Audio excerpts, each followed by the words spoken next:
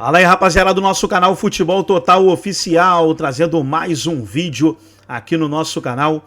E nesse vídeo para trazer aí as notícias do Palmeiras de hoje.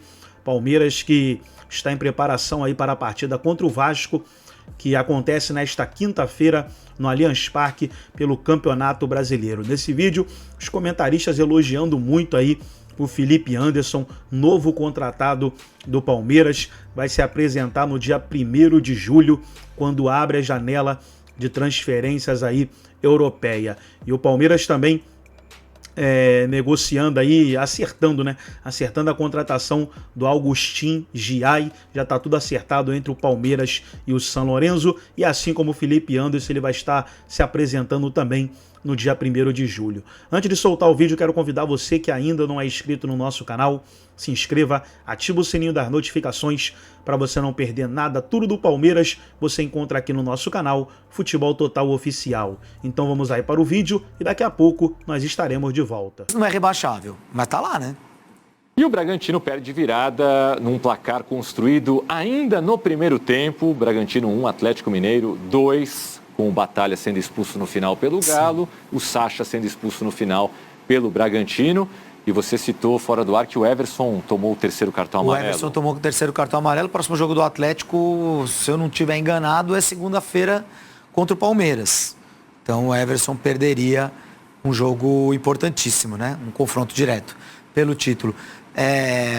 Sobre o Fluminense, Tomás, o Fluminense não é rebaixável. Mas eu vou ficar muito surpreso se daqui um ano, no nosso depois do jogo, 2025, lá para junho, a gente estiver falando da Libertadores, sorteio das oitavas de final da Libertadores, e o Fluminense estiver na Libertadores. Eu acho muito difícil que isso aconteça. Não vejo o Fluminense se classificando para a Libertadores no ano que vem, não vejo o Fluminense sendo campeão de Copa do Brasil, de Libertadores, e ficando entre os primeiros no Brasileiro. Então, aquele patamar que estava equilibrado das equipes brasileiras classificadas para as oitavas de final da Libertadores, você rebaixa o Fluminense? Está no nível abaixo dos outros? Mas ele não está um nível abaixo do Grêmio, por exemplo, que é o adversário dele. Tá. Mas do Galo, do Palmeiras e do Flamengo, acho que eu nunca botei no mesmo nível. Tá, ok. Apesar do título do ano passado. É que a gente colocava como todos tendo condições de brigar pelo título, né? Não, ainda tem.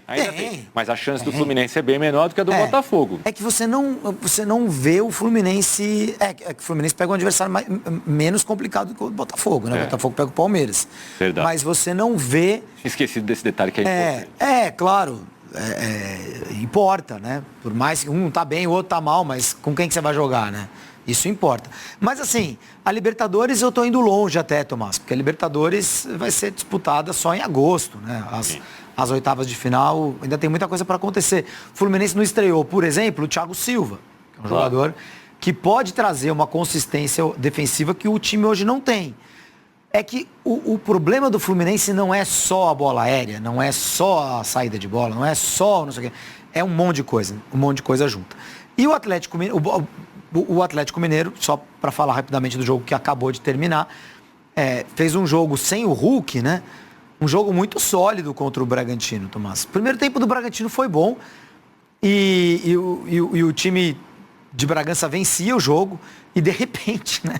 Sim, você vai no banheiro fazer um xixi e volta, tava 2-1 para o Atlético Mineiro. Exato. É aquele gol que todo mundo se pergunta, mas é replay?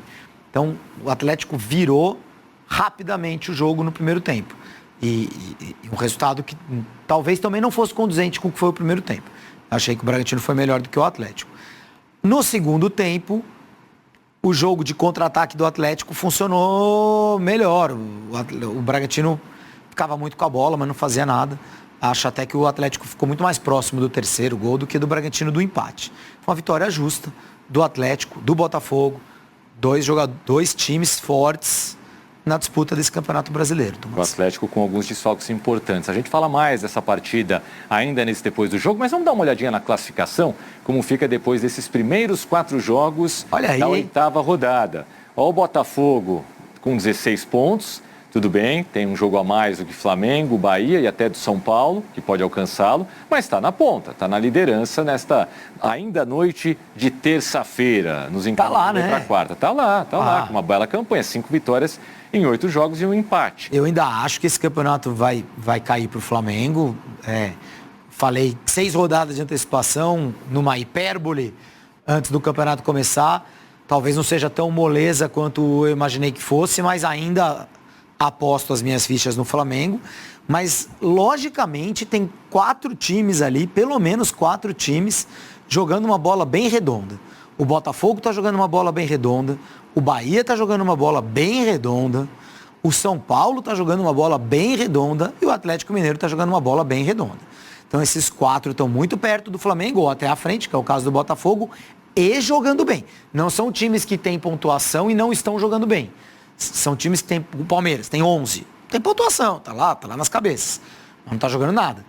Esses times que eu citei, o Flamengo, o Bahia, o São Paulo e o Atlético Mineiro, perdão, Botafogo, Bahia, São Paulo e Atlético Mineiro, são times que estão jogando bola.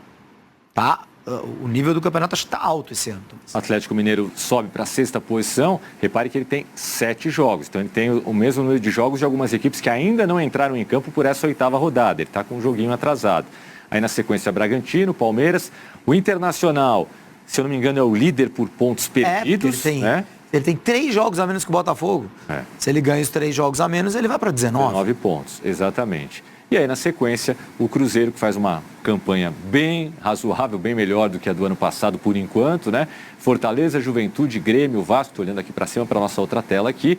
O Corinthians, ele passa o Fluminense, pelos critérios de desempate, mas com os mesmos 6 pontos, dá uma respirada. Veja se o Corinthians não toma aquele gol, hein, Júlio? E é para 8 pontos.